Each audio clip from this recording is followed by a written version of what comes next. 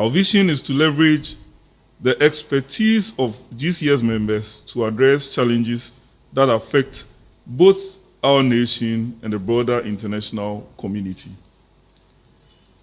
Through this program, we seek to showcase the invaluable expertise of GCS members, provide evidence-based audience and recommendations to policymakers, industry leaders, inspire research collaborations and opportunities that can drive innovation approaches to national development, and engage the public in meaningful discussions that highlight the role of chemistry in addressing societal challenges, thereby fostering a deeper appreciation for sciences.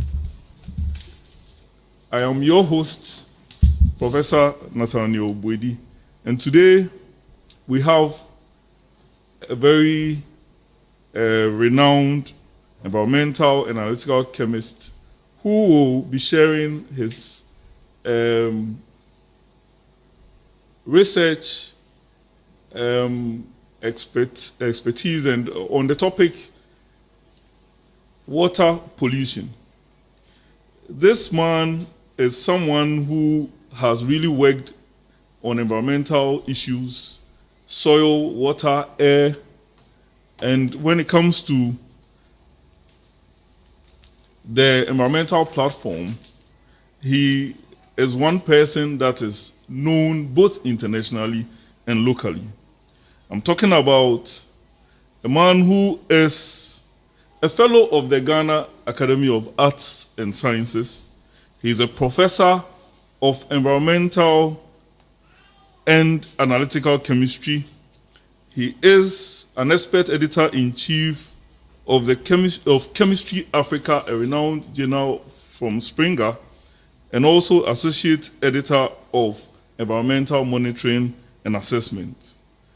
I'm talking about the one who is the immediate head of the Department of immediate past head of the Department of Chemistry, and currently the Deputy Director of School of Graduate Studies, KNUST, Professor Godfred Darko. Professor Godfred Darko, welcome to Expert View, GCS Expert View. We are happy to have you today. I believe that there is no time, but you have squeezed time out of your busy schedule to be here this afternoon, and we hope to have an exciting time with you. Prof, today's topic is on water pollution.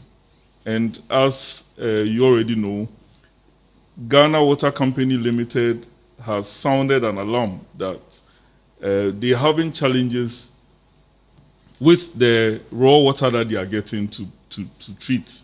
And so in Ghana, we don't know whether in the near future, we are going to even import water, which is a very big issue of concern to every Ghanaian. And today we are happy to have you to talk on this topic. So what is water pollution? Thank you very much, Professor Bwedi, for the very exciting introduction. Before I begin my talk and answering your question, as a Christian myself, I would like to quote some few Bible quotations that borders on water. A quick look at John 7:38.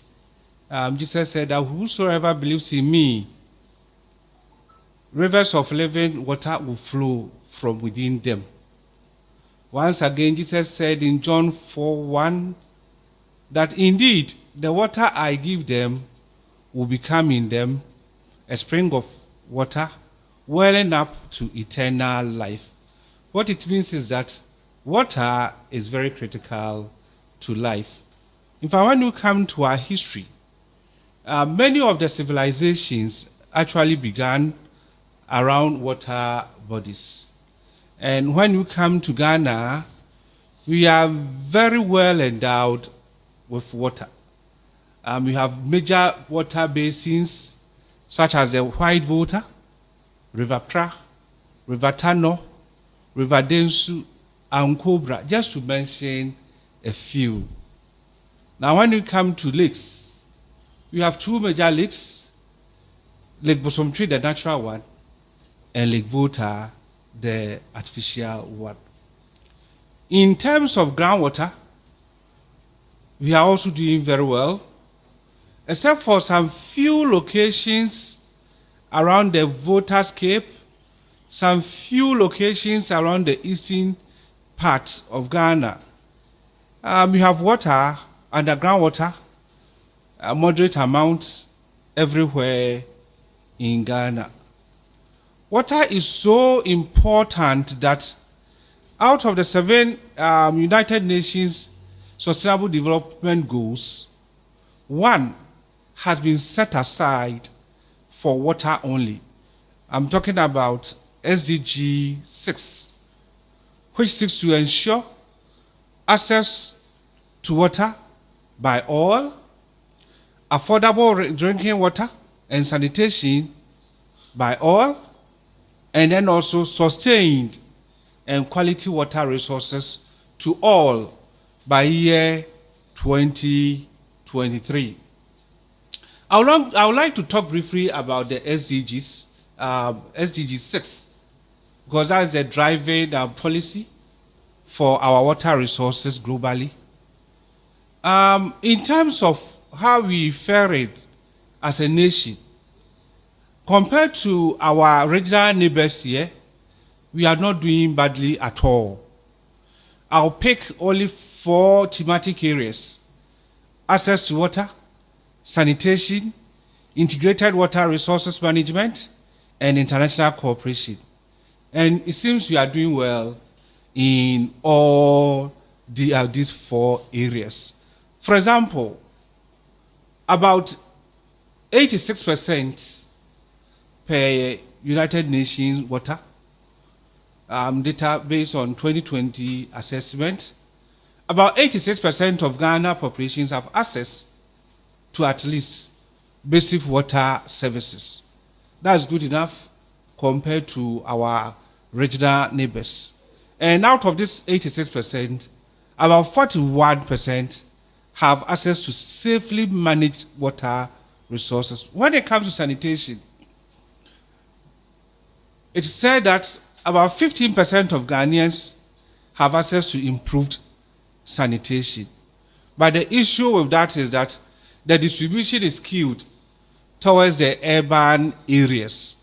Whereas we have good sanitations in the major cities, when you go to the small villages and towns, the picture is a bit different. In terms of integrated water resource management, we are doing well. And Prof. Chair, you know, as I know, that we have so many policies governing the management of water resources in Ghana. International collaboration on water management, we are also not doing badly. We have cooperations and agreement with most of our neighbors. For example, in Burkina Faso, when they want to open the Bagri Dam, they at least inform Ghana for us to get ourselves prepared. But then, with all this notwithstanding, water resources in Ghana is facing a huge challenge. And the huge challenge is water pollution, which is a topic for our day's discussion. Prof. Chair and audience, I wouldn't want to delve deeply into individual researches done in Ghana, but I want to give general, overview about water pollution in Ghana. So I wouldn't mention specific individual and the work that they did. And then in terms of water bodies in Ghana, the surface water bodies, I want to categorize them into 4. The coastal river systems, encompassing Densu, Ayensu, Oche, Nakwa. The southwestern river systems, I want to put together river systems like Pra and Cobra Tano. When it comes to then I have Volta River System. I'll combine Black Volta, White Volta, OT, and then our lake systems, of course, we will look at Lake Bosomtwe. When you look at all these water bodies, and there's so many works that have been done in Ghana, the main pollutants, as people want to hear, are from illegal mining, agricultural runoff, industrial waste, and domestic sewage. On the internet, you will see a lot of pictures of how turbid River Pra and its tributaries are. In the same vein, Odo River, hugely polluted with plastics in Accra. So the main pollutants, we know them. We know the sources. They are coming from illegal mining, agricultural runoff, industrial waste, and a bit of domestic sewage also. But with all this waste pollution occurring in our water bodies, we have had to deal with issues of high concentrations of toxic metals, high microbial load, microbial contamination, and also chemical pollutants in our water bodies, impacting the quality of the water that we have. Prof. Chair, permit me to break down the water systems and probably the pollutants that we have found in them based on research. For example, when you take the Volta River system, we have found that hugely the pollutants are coming from agricultural runoff, illegal mining, and then domestic waste. When it comes to Pra and Ankobra rivers, we are talking about hugely illegal mining activities polluting these water systems. Densu and Ayensu, because of their location, they are impacted hugely by industrial waste, agricultural runoff, and of course, domestic sewage also. The consequences of this pollution in our water systems are huge. For example, they impact so hugely on human health issues. They impact so hugely on biodiversity, leading to loss of biodiversity. And then they impact negatively also on local economies. Well, there have been several attempts to treat water, and the approaches, the major ones, general ones, for treating polluted water are available. And I think that anybody can pick up any of these technologies and make approaches and develop them into technologies appropriate for treating the polluted waters. Here, I will not focus only on mining impacted water, but I'm talking about general polluted water as a result of mining, as a result of industrial activity, as a result of domestic waste, and any of the sources that I did mention. Prof. Chair, filtration and membrane technologies have been developed. And here, the two major, most developed technologies based on filtration and membrane processes are reverse osmosis and nanofiltration. Prof. Chair, reverse osmosis uses semi-permeable membranes to remove ions, molecules, particles from water based on how well the technology is developed. We have seen several issues of nanofiltration. Recently, people have used molecularly imprinted polymers. People have used metal organic frameworks. People have used electrospan nanofibers and what have you. All these are technologies based on filtration and membrane processes that we could develop further to treat our water systems. I wouldn't want to talk so much about the advantages and disadvantages because as chemists, we should be able to modify the chemistries of any substance that we are using to suit our use. Of course, they have some disadvantages though, but we will not focus on the disadvantages. For example, if you take nanofiltration, there has always been an issue of having the nanofibers leaching into the water systems. But then, you could always stop this by using appropriate freights, for example, to check the leakage. Same way when you come to chemical treatments, you have been using precipitation and coagulation for a very long time. Recently, I remember UMAT touting the use of moringa plant for filtering water. I have also read a lot of rebuttals online, but all this notwithstanding, I think we should be able to develop these technologies for water treatment.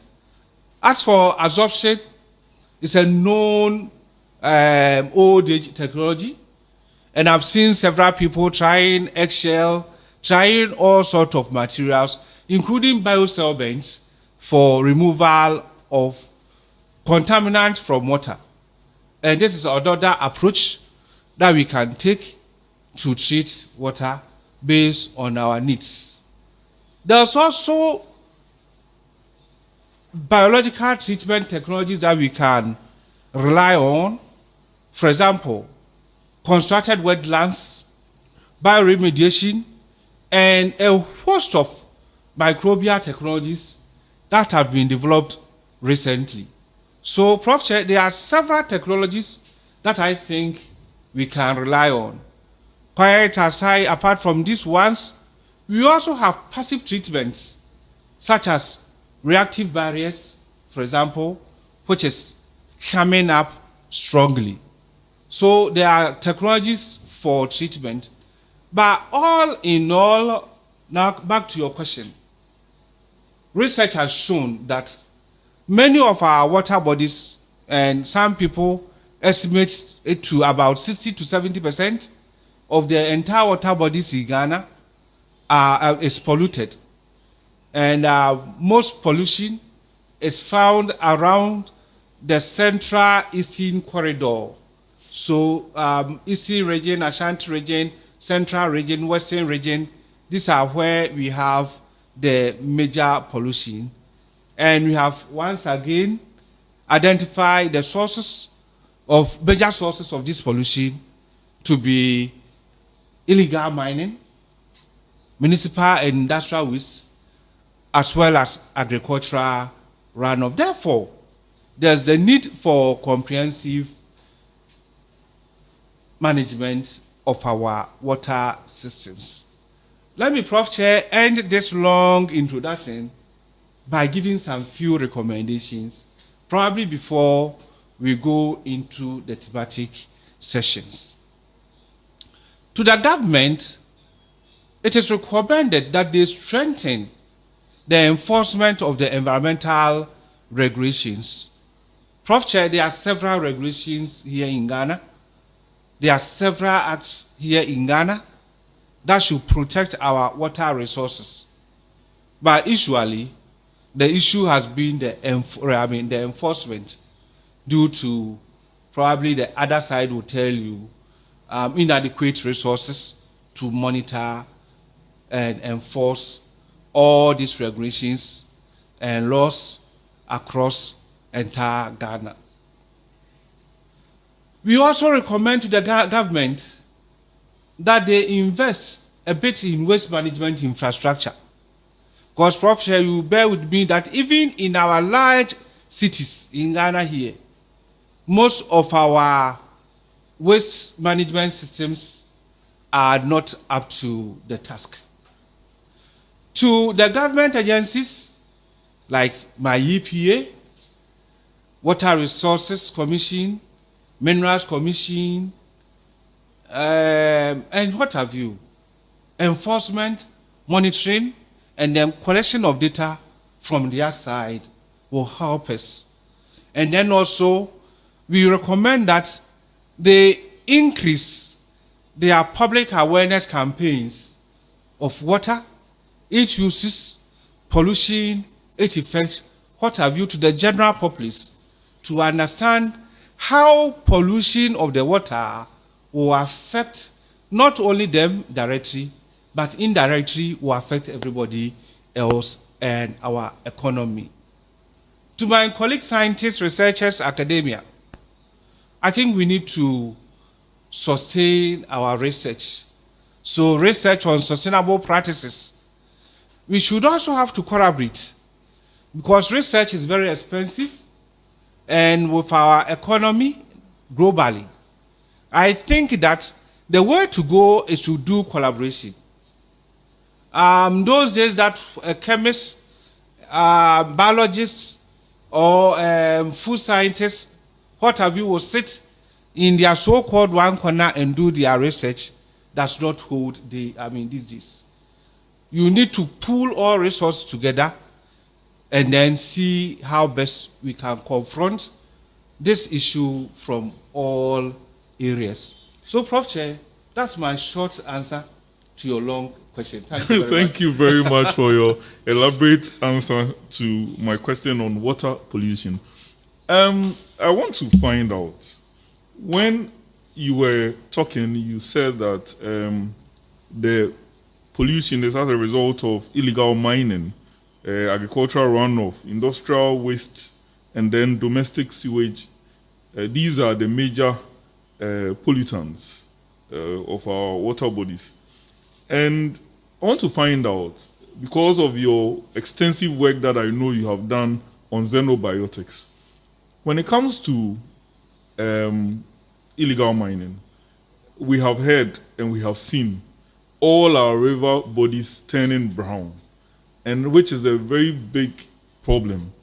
You made mention of the UMAT situation where they have used moringa as one of the adsorbents to treat water from some river bodies, and they have been able to reduce 14,000 NTU to about 5 NTU in terms of turbidity, which is a major milestone in dealing with these water pollution. But I want to find out, if you have very high turbidity due to sediments being dissolved in the water, is it a major risk? Yes, please. Turbidity is due to particles, especially soil particles floating in the water. And you know that it is these same soil particles that carry things like pollutants like toxic metals, microbes, what have you. Apart from that, the particles can, and they usually will choke fishes and other aquatic organisms in the water systems. These particles will also deprive living organisms of oxygen in the water systems. So in fact, if you look at many of our water bodies here, the sedimentation, the sedimented particles, the particles floating in the water systems are actually the main causes that are killing the water bodies, and not mainly due to mercury itself or other heavy metals that you can probably think of. So the sheer volume of the sediment, the particles in the water, is actually a risk to the organisms, to human, to the water system, and they render the water bodies unsafe for drinking and for many other uses. Thank you very much. I also want to find out about the heavy metals that are found in these water bodies. many works have reported high levels of lead and cadmium. For some of us, we expect that mercury should be a major heavy metal in these water bodies due to its usage in mining. But then it turns out that other metals are also being found in high quantities. What is causing these heavy metals to be found in those quantities in our water bodies? Thank you once again. Let me chip in here that mercury is not cheap. Mercury is not found in high concentrations in the natural environment compared to other metals like iron. The people who use mercury actually go to buy it. And they go to such a extent of squeezing as much as they can from the amalgam that they have formed. I have seen so many instances where people will put the mercury in the handkerchief and try to use their teeth even to squeeze it out. It's not cheap in Ghana. That is one thing. Then, when it comes to the other metals, they form part of our earth crust. So as we turn the soil by any activity, agricultural activity, mining activity, industrial activity, they come out. So if you look at our limits, WHO, Ghana Standards Authority, EPA, they all rely on the limits set by WHO, and it's very stringent. I remember the limit for mercury in water is about 0.000301 milligram per liter for drinking water. That for lead and arsenic is 0.01 milligram per liter. That of iron is just about 0.3. It's as high as 0.3 milligram per liter because iron is somewhat a useful element, and iron is part of the earth crust. So many of the research, in fact, as I did say, I don't want to go into the specifics, but most of the research that I've seen in Ghana, especially where they targeted mining impacted or activity impacted, it could be agricultural, it could be industrial, any human activity impacted water systems, most times the concentrations went high and above this limit. Therefore, there's a threat. There's a huge health threat of these metals in our system, and we have to find a way of reducing the threat. The other concern has been that Ghana Water Company Limited does not treat heavy metals in water. The water treatment process does not really deal with heavy metals. Is there any way that we could suggest, or you could suggest a form of treatment that would help take care of the heavy metals, in addition to the anions and the cations and all those other pollutants that they tend to treat when they treat water? Let me quickly allay the fears of some people. The treatment regime that we have in Ghana are up to world standards. Of course, when we go to the industrialized world, they go to the third tier and fourth tier, applying ozonolysis and what have you. But at least the little that we do here is good enough. They cause flocculation, they cause sedimentation, and as we have pointed out, most of these heavy metals are not themselves sitting in the water, but attached to sediment. So by merely reducing the level of sediments in the water, you have actually reduced the volume of metals in the water systems. Our treatment actually meets World Health Organization regime, and therefore the treated water from Ghana water is good enough. Let me probably do a bit of advocate for them. As the level of sediment in the water is increasing, so would the chemicals that you will need in treating the water also increase. And as the chemicals are increasing, you are also increasing costs.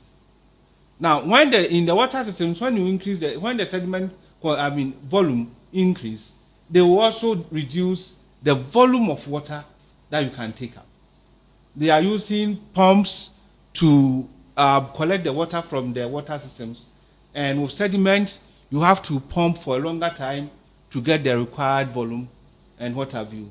So sedimentation is actually affecting so much hugely of their work, as they have been saying, allaying to us. Thank you very much. Thank you very much, Prof. Darko. Viewers, I believe you have heard Prof. Darko give very cogent answers to our questions, and the floor is open for questions. Please mute your mic.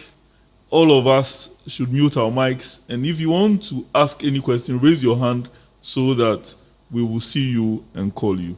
Thank you very much.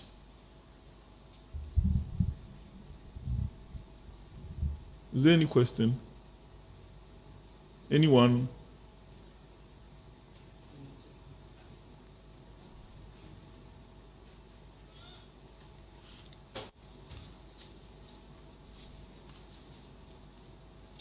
All right, Prof. As we wait for the question, I want to know if the lakes are also polluted, because we know that no rivers run into the lakes. So are the lakes also polluted? Yeah, when you take our major lakes in Ghana, let me start from home, Lake Bosomtwe. There was work done by researchers from University of Energy, Sunyane. There was also work done by our physics department here at University, which showed that the water is being impacted so hugely by agricultural activity. Physics department found out that the lake, the volume of water in there has reduced significantly. And those of us who live by around the lake, we know where the water levels were when we were students versus nowadays. So agricultural activities are actually affecting our lake. Not only that, climate change is also affecting hugely our Bosomtwe Lake here. Come to Lake Volta. There's lots of farming activity ongoing there, and research by WRC, research by a lot of people have found out that the activities there, human activities, are actually affecting not only the volumes, but the quality of water in the lake. So our lakes are not spared by our activities. Very well, thank you. Anybody with a question for us? Okay, so I would want to find out. There is. Okay, so let him ask. Please, you can go ahead and ask your question.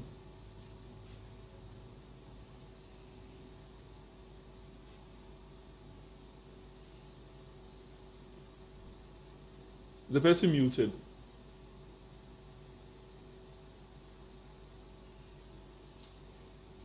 All right, as we wait for the question, I want to find out about xenobiotics. When xenobiotics seems to be a very big word, when we say xenobiotics, what are xenobiotics? Yeah, I'd wanted to avoid all the technical words this afternoon, but xeno means foreign. Okay. Biotic is living. Okay. So we are talking about things that are naturally not found in our environment, that through human activities we have introduced them into the environment. So here we are talking mostly of organic pollutants, contaminants, and some inorganic pollutant contaminants that are not actually part of our system, our soil and air, but have been introduced into the system due to human activities. Thank you very much. Thank you. And these xenobiotics also find themselves in water bodies. Very well. So the other thing is about water and sediments.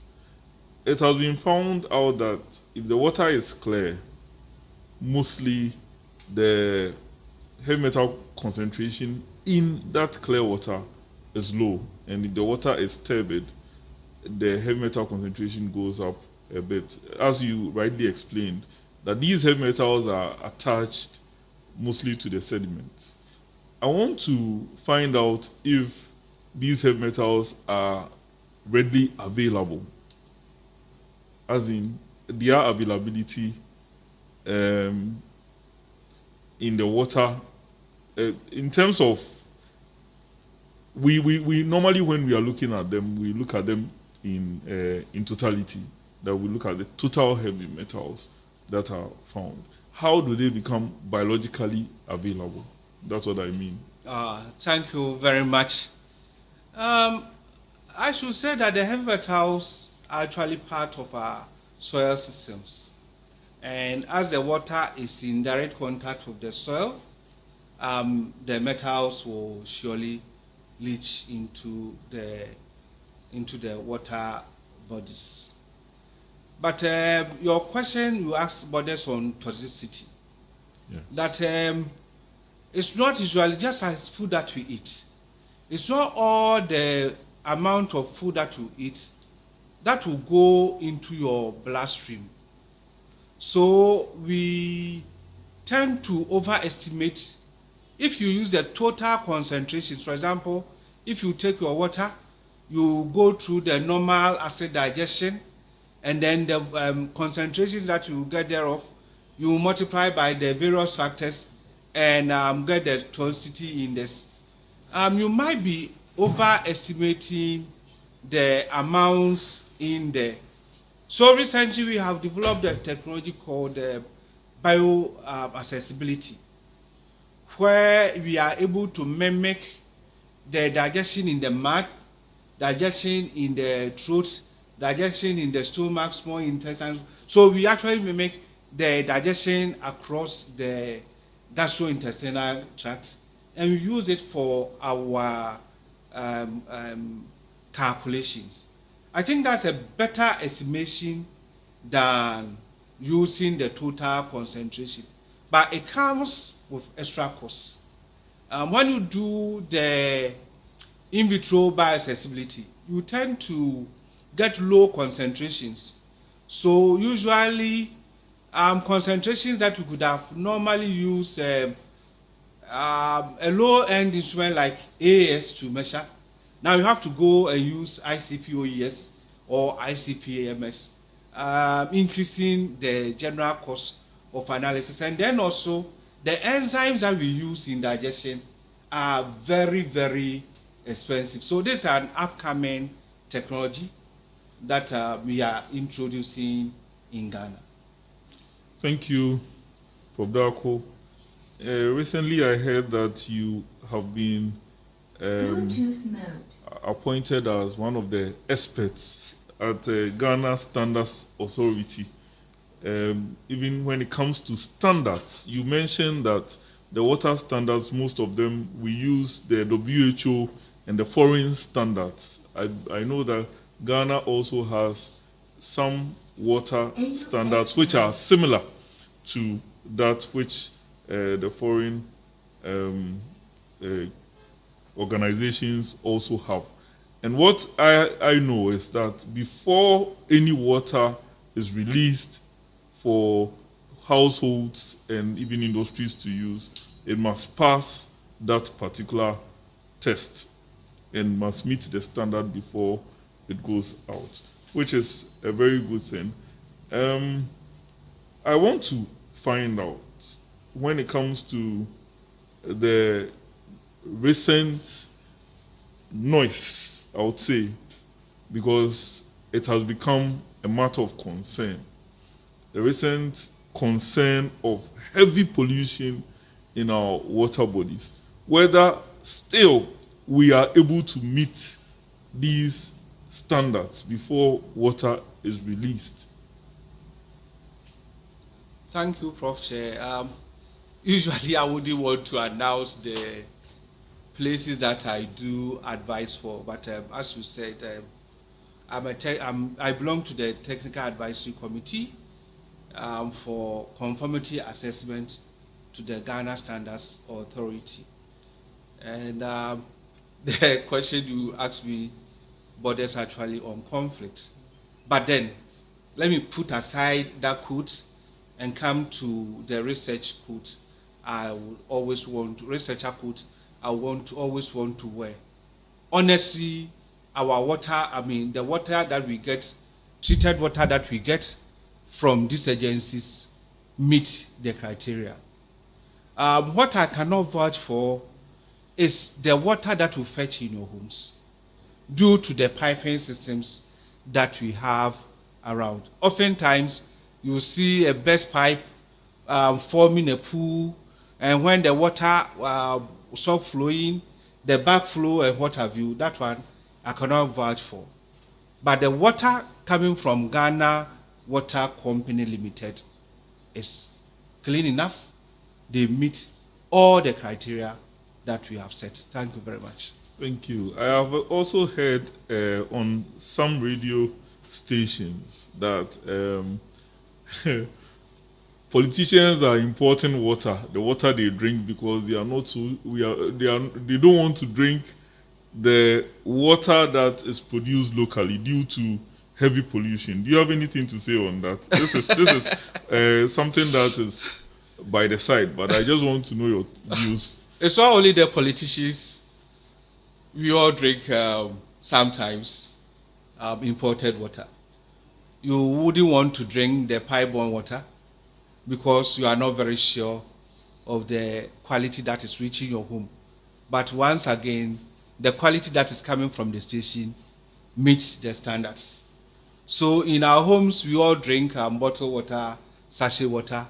That sometimes you do not even know the source.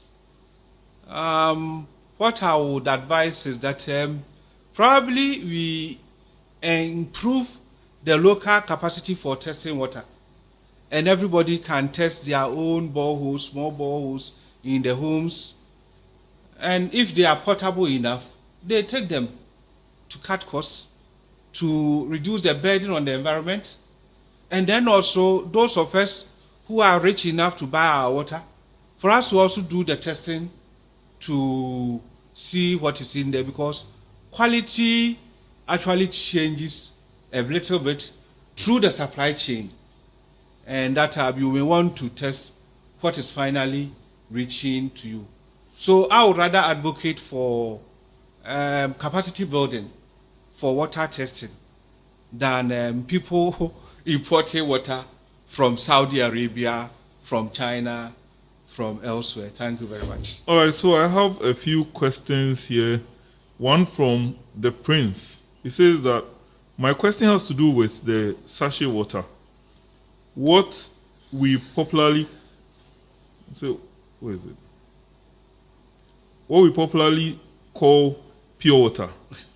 They are solid. They are sold under the sun in plastics.